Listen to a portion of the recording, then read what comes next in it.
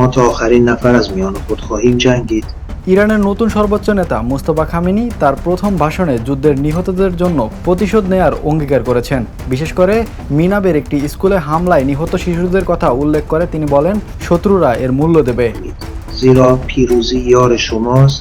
তিনি জানান, গুরুত্বপূর্ণ জ্বালানি রুট স্ট্রেইট অফ হরমুজ আপাতত বন্ধই থাকবে এবং যুদ্ধের পরবর্তী পদক্ষেপ নির্ভর করবে ইরানের জাতীয় স্বার্থের ওপর। روز رهبری این امت بزرگ را بر عهده میگیرم. ভাষণে তিনি ইরানের সশস্ত্র বাহিনীর প্রশংসা করে বলেন, তারা শত্রুকে দেশের ওপর আধিপত্য বিস্তার বা বিভক্ত করতে দেয়নি। একই সঙ্গে তিনি হুঁশিয়ারি দেন, অঞ্চল জুড়ে শত্রুর সামরিক ঘাঁটিগুলো লক্ষ্যবস্তু করা হবে। ما تا آخرین نفر از میان خود خواهیم جنگید. তবে প্রতিবেশী দেশগুলোর সঙ্গে সুসম্পর্ক বজায় রাখার কথাও জানান তিনি। পাশাপাশি সতর্ক করে বলেন, ইরানের বিরুদ্ধে হামলার ব্যবহৃত সামরিক ঘাঁটিগুলো বন্ধ করতে হবে। যুদ্ধের আহত ও বাস্তুচ্যুত মানুষদের প্রতি সংহতি জানিয়ে তাদের জন্য আর্থিক সহায়তা ও বিনামূল্যে চিকিৎসার প্রতিশ্রুতিও দেন তিনি।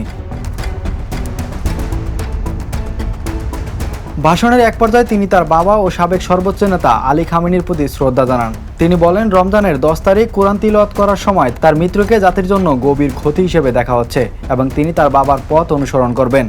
سلام بر ملت عزیز و مبارز ما. শেষে তিনি ইরানের জনগণ ও অঞ্চলের প্রতিরোধ শক্তির মধ্যে ঐক্যের আহ্বান জানান এবং ইয়েমেন ও ইরাক সহ বিভিন্ন স্থানের মিত্র শক্তির প্রতি সমর্থন প্রকাশ করেন।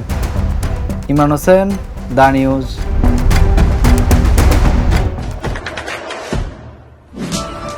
দেশে দেশে সবার সাথে দ্য নিউজ।